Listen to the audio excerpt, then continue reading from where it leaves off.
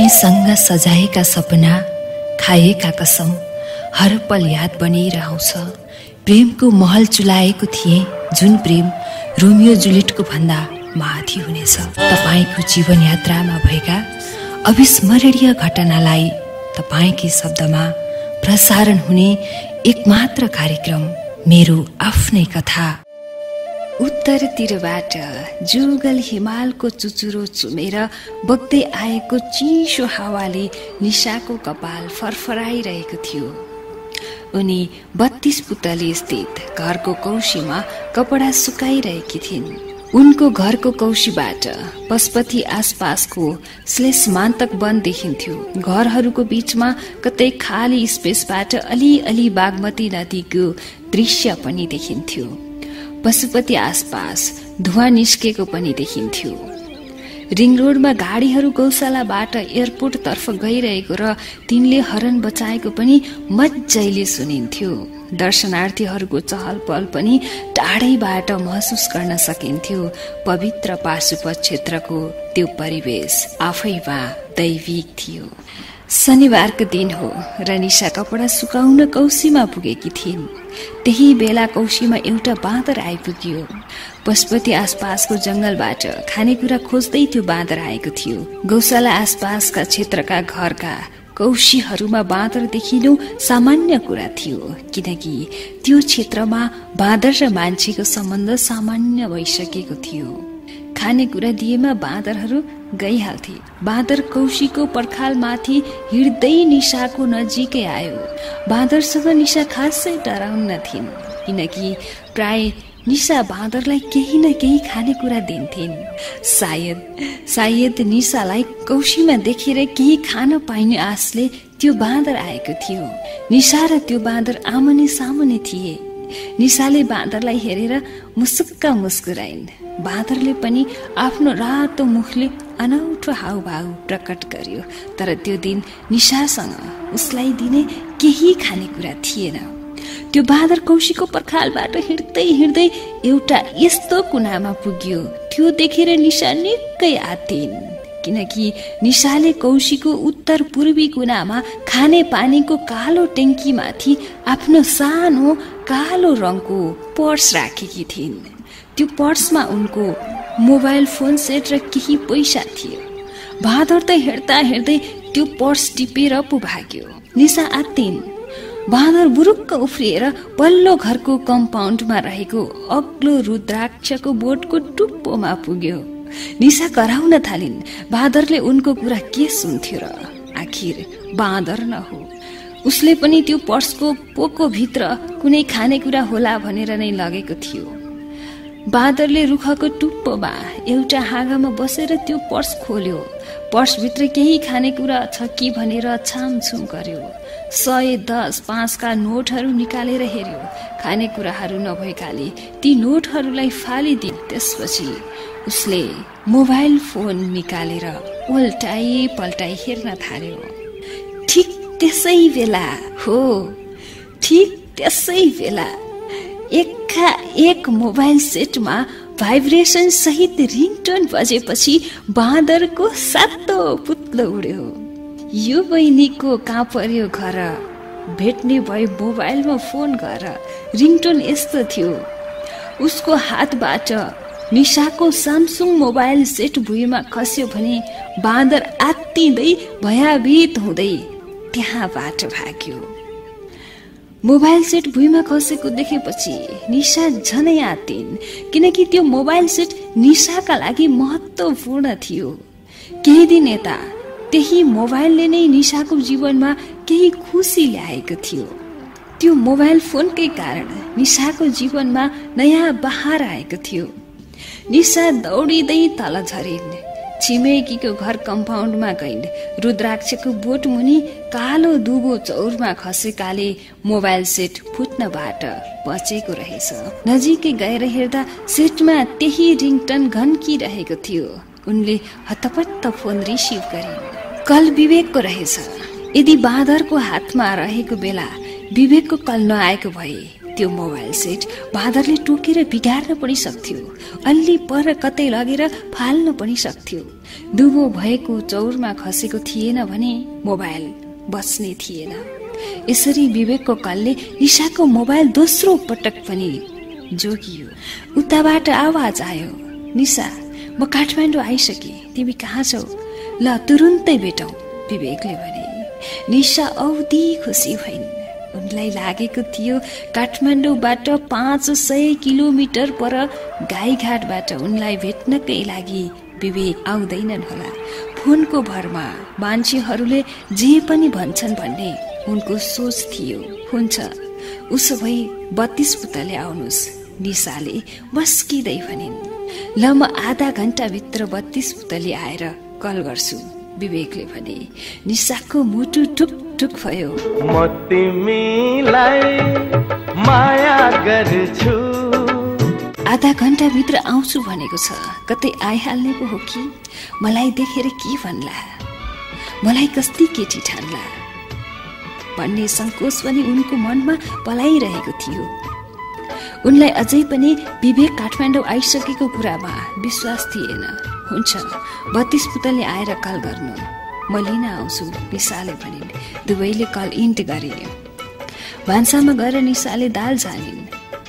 भात राइस कुकरमा पाकिसकेको थियो। तरकारी अघिल्लो दिनकै धेरै बचेको थियो, जुन फ्रिजमा थियो।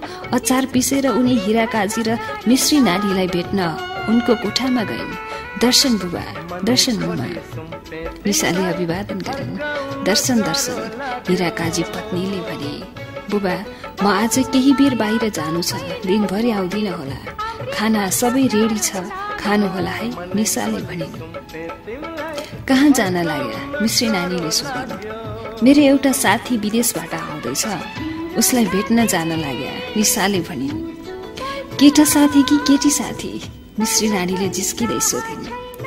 अब हजुरहरूलाई किन ढाक्नु, ऊ केटा साथी हो, तर त्यस्तो केही छैन, ऊ मेरो असल साथी भएकाले भेट्न जान लागेको, निशाले भनिन्। हेर छोरी, यो संसारमा केटा र केटी बीचको मित्रता ढिलो चाँडो मायामा गएर टुङ्गिन्छ। यदि केटा असल र राम्रो छ भने सम्बन्ध अघि बढाऊ, होइन भने आफ्नो पनि ख्याल गर। केटाहरूसँग धेरै नजिक पनि हुनुहुन्न, विचार गरेर पाइला चाल है, हिरा काजीले सम्झाउने शैलीमा भनिहाले। हास बुबा, निशाले भने। केही बेरमै विवेकको कल आयो।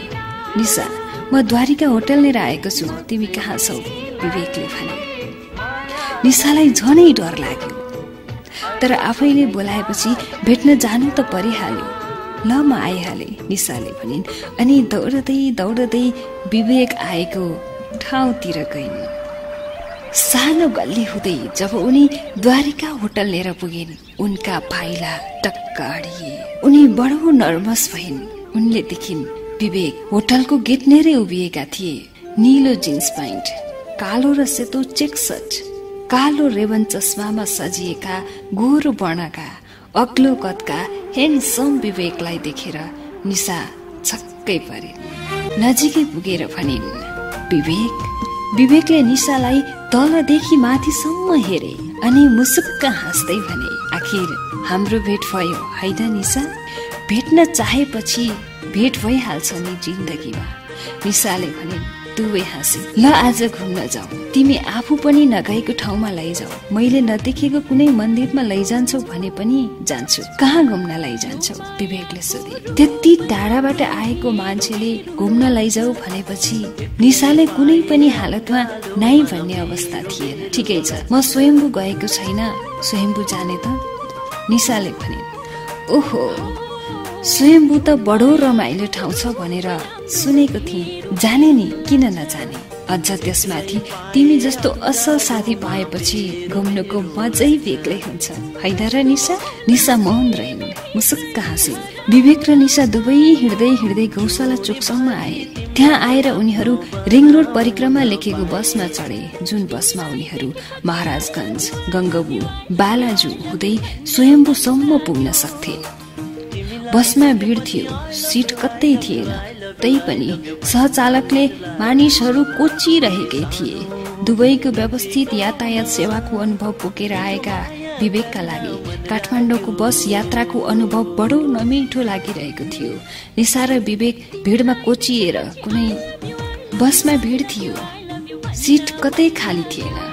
उनीहरू उभिएर नै जाने निर्णय गरे। त्यो भिडमा निशा र विवेक निकै नजिक टाँसिएका थिए र उनीहरूको अनुहार निकै आमुने सामुने थियो। निशाले विवेकको र विवेकले निशाको मात्र अनुहार नजिकबाट देख्थे। त्यो अवस्था सायद दुवैले खोजे जस्तै थियो। त्यो मौकाको फाइदा उठाइहाले दुवैले। एक अर्काको नाक, आँखा, मुख, गालालाई नजिकबाट निहाले। निशा हिस्सी परेकी थिइन्। उनको नाक अलि थेप्चो भए पनि सुन्दर देखिन्थ्यो। विवेकको अनुहारमा पनि बेग्लै कान्ति, चमक र ओज महसुस गरे निशाले। दुवैले एक अर्कालाई बडो नजिकबाट निहाले। पहिलो पटक उनीहरूले एक अर्कालाई त्यति नजिकबाट देखिरहेका थिए। घरमा सबैलाई सन्चै छ? निशाले मायालु पाराले सोधिन्। घरमा अब कुनै छ र? आमा बुबा बितिसक्नुभयो, दाजु भाउजू मात्र हुनुहुन्छ। हो र? मलाई थाहा थिएन, तपाईले भन्नु भएको पनि त थिएन। सबै कुरा एकैचोटि किन भन्ने भनेर नि। अब यतै नेपालमै बसे हुन्न र? घरको खेतीबारी सबै हेरेर बसे हुन्छ नि, निशाले सल्लाह दिन्। हुन त हो, तर सबै खेतीबारी दाजु भाउजूले हेरिहाल्नु भएको छ। म नेपाल बसेको उहाँहरूलाई खासै मन पर्दैन जस्तो छ। अब म एक्लै छु, अहिलेसम्म विवाह भएको छैन। कसरी घर व्यवहार सम्हाल्ने होला भन्ने चिन्तामा छु। धन्दा नबाड्नुहोस्, समयले सबै कुरा ठिक गर्छ, निशाले फेरि सान्त्वना दिन्। गङ्गबु आयो। एक हुल मानिसहरू बसबाट झरे। केही सिटहरू खाली भए। विवेक र निशा सिटमा बसे। तर बसमा नयाँ यात्रु चढेकाले कोच जारी रह्यो। गर्मीको उक्कुस मुकुस बीच भिडले गुम्सिएको बसभित्रको वातावरण बडा कष्टकर थियो। निशाले झ्याल खोलिन्। धुलो र धुवाले गर्दा विवेकलाई बडो अप्ठ्यारो महसुस भइरहेको आवाज भयो निशालाई। उनको ब्यागमा एउटा नयाँ मास्क थियो। उनले त्यो मास्क झिकेर विवेकलाई दिइन्। विवेकले मास्क लगाए, निशाले पनि लगाइन्। बस बालाजु पुग्यो। बालाजुमा बाटो भत्काएर फराकिलो पार्ने काम भइरहेकाले झन धेरै धुलो उडिरहेको थियो। देशको त्यो अस्तव्यस्त ताल देखेर एकातिर विवेकको मन हैरान थियो भने अर्कोतिर निशासँगको घुमघामको रोमाञ्चकताले उनको मन प्रफुल्ल भइरहेको थियो। प्रवेशद्वारको सुरुमै भगवान बुद्धको ठूलो मूर्ति देखे। भगवानलाई शिर झुकाएर प्रणाम गरे। त्यहाँ कलात्मक मूर्तिहरू 2-3वटा थिए। बौद्ध भिक्षुहरूको पनि ताँती थियो। स्वयम्भूको भर्याङ उक्लदै निशा र विवेक गफ गर्न थाले। मलाई यस्तो ठाउँमा आएपछि मनमा निकै शान्ति महसुस हुन्छ, विवेकले भने। मलाई पनि बडो आनन्द लाग्छ। काठमाडौँमा भएर पनि म यति रमाइलो ठाउँमा अहिलेसम्म आएको रहेनछु। हामीसँगै आउन लेखेको रहेछ नि त। निशा लजाई मुहार भुइँतिर पार्दै सिँढी चढिरहिन्। ऊ धरारा देख्यौ? निशाले औलाइन्। देखे काठमाडौँमा पनि ठुल्ठुला घरहरू बनेका रहेछन् हगि। विदेशका जत्रा त छैनन्, तर विकास हुँदैछ, निशाले कुरोमा कुरो मिसाइन्। एउटा बाँदरले निशाको ब्याग हेरिरहेको थियो, तर उसले झम्टिन भने आएन। सायद कुनै खानेकुरा नदेखेर होला। तर छेउकै बाँदरले हेर्दा हेर्दै एकजना बच्चाले खाइरहेको कुरकुरे चिप्स झम्टिएर लग्यो। 7-8 वर्षको त्यो बच्चा तर्सिएर रातो मुख लगाउँदै रुन थाल्यो। बुझ्यौ निशा, हाम्रो देशका नेताहरू पनि यी बाँदर भन्दा कम छैनन्। उनीहरूले पनि जनताको खुन र पसिनाबाट जम्मा भएको राज्यको ढुकुटी लुटिरहेका छन्। विवेकले राजनीतिक कुरा झिके। खै के हो मलाई त यो राजनीतिक कुरा केही पनि थाहा छैन। काठमाडौँ पुरै देखिने गरी विवेकले आफ्नो आइफोनबाट फोटोहरू खिचिरहेका थिए। नेपालका चैत्यहरूमध्ये स्वयम्भू चैत्य निकै पुरानो मानिन्छ। काठमाडौँको उत्तर पश्चिम दिशामा करिब 400 मिटर उचाइमा अवस्थित स्वयम्भू डाँडामा रहेको त्यो चैत्य आसपास बिहार, गुम्बा र अन्य चैत्यहरू देखेर निशा छक्क परिन्। छेउमै एकजना गाइड युवक स्वयम्भूनाथ बारे बताइरहेका थिए। उनी भनिरहेका थिए, स्वयम्भूनाथ 2000 वर्ष पुरानो चैत्य हो। सुरुमा यो माटोको ढिस्कोका रूपमा थियो, पछि त्यसैलाई स्तूप बनाइयो। चैत्य वरपर लिच्छवी कालका अभिलेख र कलाकृतिहरू भएकाले यो ठाउँ लिच्छवी कालसम्म निकै प्रख्यात भइसकेको थियो। यसका कला र प्रस्तर मूर्तिहरू दुर्लभ मानिन्छन्। संयुक्त राष्ट्र संघले यसलाई विश्व सम्पदा सूचीमा सूचीकृत गरेको छ। मञ्जुश्री चीनबाट काठमाडौँ आएर यी चैत्यमा बसेको कतिपयको दाबी रहेको छ। त्यसै गरी इतिहासकार जगदीश चन्द्र रेग्मीले स्वयम्भू चैत्य किराँत कालमै बनेको दाबी गरेका छन्। जे होस्, यो हाम्रो प्राचीन सम्पदा हो। गाइडको कुरा सुनेर विवेक र निशा दुवै छक्क परे। ओहो, त्यति पुरानो रहेछ है यो चैत्य त, निशाले भनिन्। हल्का थकाई मारेपछि उनीहरूले स्वयम्भूको मुख्य मन्दिरलाई 3 फन्को लगाए। दर्शनार्थीहरू कोही बौद्ध मन्त्र पाठ गरिरहेका थिए, कोही स्तूपको परिक्रमा गरिरहेका थिए, कोही गुम्बा र बिहारमा बत्ती बालिरहेका थिए। स्वयम्भूका 2 आँखामा बेग्लै दिव्यताको महसुस भयो उनीहरूलाई। बौद्ध भिक्षुहरूको मन्त्र उच्चारणले परिवेश आफैमा ध्यानमग्न थियो। त्यहाँ पुगेका निशा र विवेक नाम गरेका ती 2 मित्रहरूले बडो श्रद्धापूर्वक स्वयम्भूनाथको दर्शन गरे। बुद्ध भगवान आफैमा प्रेम र करुणाका प्रतिमूर्ति, मित्रताका संवाहक, शान्तिका अग्रदूत। यस्तो पवित्र स्थानमा निशा र विवेकको मनमा पनि प्रेमको गंगा बगिरहेको थियो।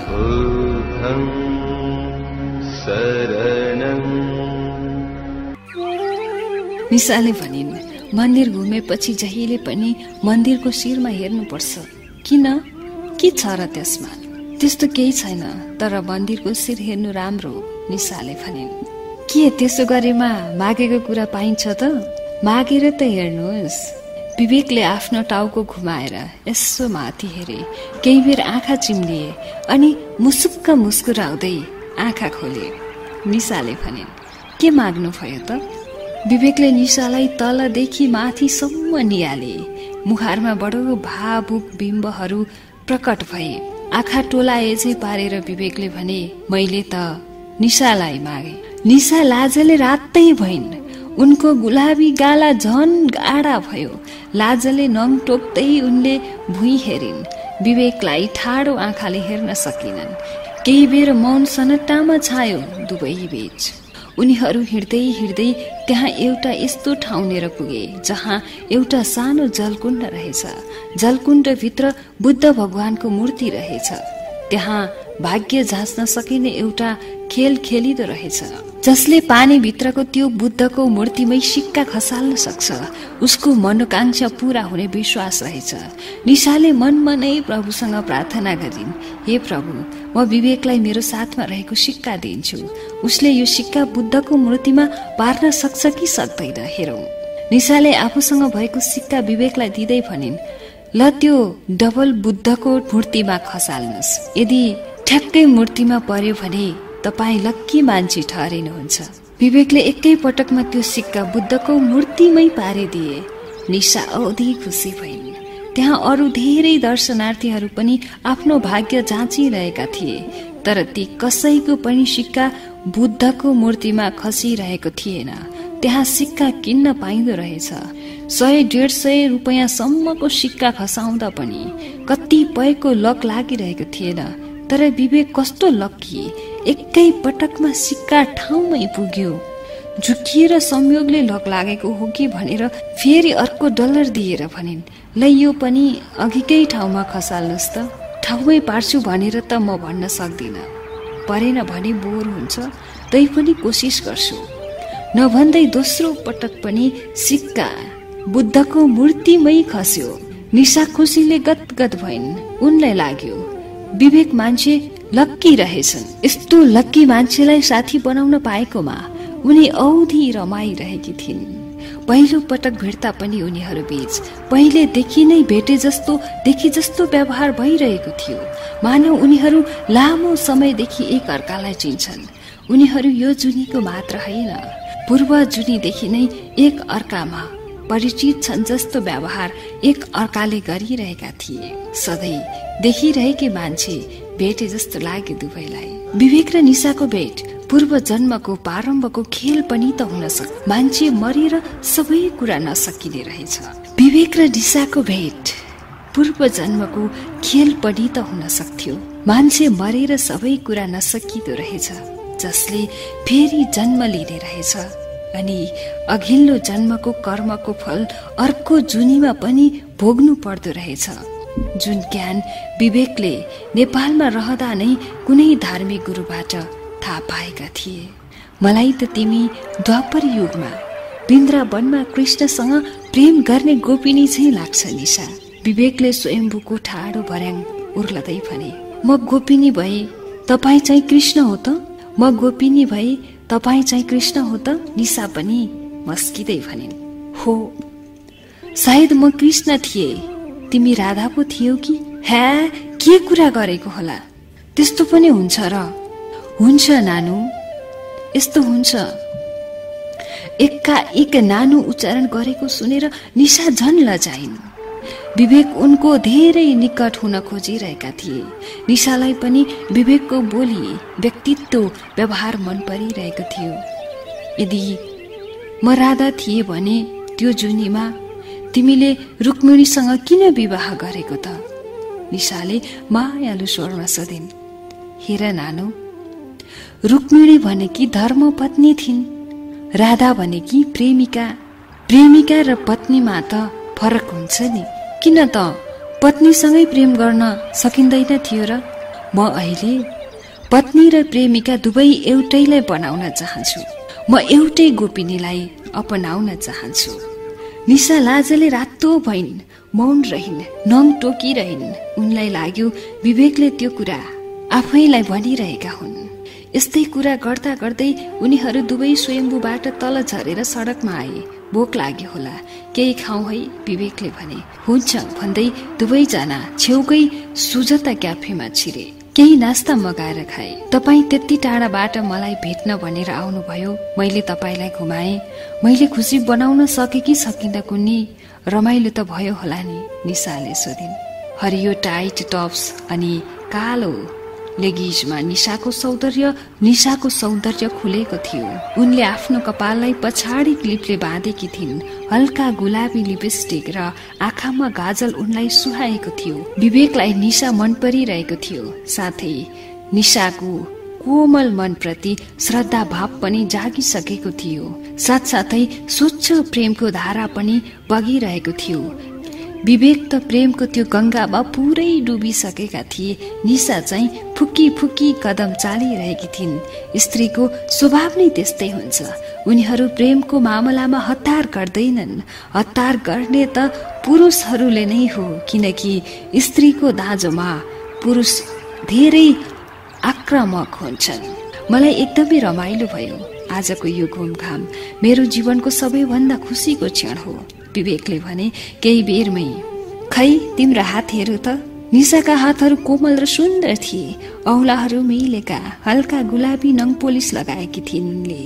माझी औँलामा चाँदीको औँठी थियो, जसको बीचमा उनले आफ्नो राशि अनुसारको रातो आकर्षण रत्न जडान गरेकी थिइन्। विवेकले निशाको कोमल हात समातेर हस्तरेखा हेरे जस्तै गर्न थाले। बेग्लै तरङ्ग ल्यायो, करेन्ट लागे जस्तो भयो। पहिलो पटक कुनै पुरुषले निशाको हात समातिरहेको थियो। निशाको कोमल हात समात्दा विवेकको पनि मुटुको धड्कन बढ्यो। अलि पसिना पनि आयो। उनले पनि पहिलो पटक कुनै स्त्रीको हात स्पर्श गरिरहेका थिए। तिम्रो भाग्य राम्रो छ। सानोमा धेरै दुःख कष्ट भए पनि 25 वर्षको उमेरपछि जीवनमा खुसीको बहार आउने देखिन्छ, विवेकले भने। होला, म त 25 वर्ष भइसके, खै त जीवनमा बहार आएको? निशाले हाँस्दै भनिन्। विवेक खासमा हस्तरेखा विज्ञानका विज्ञ थिए कि थिएनन् निशालाई थाहा थिएन, तर उनले भनेको एउटा कुरा भने ठ्याक्कै मिलेको थियो।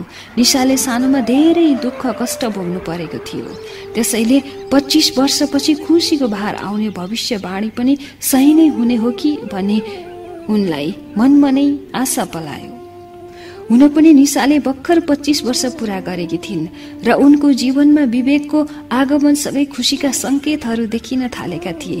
एउटा असल साथी पाउनु पनि सकारात्मक प्रगति मान्नुपर्छ जीवनमा भन्ने निशालाई लागिरहेको थियो।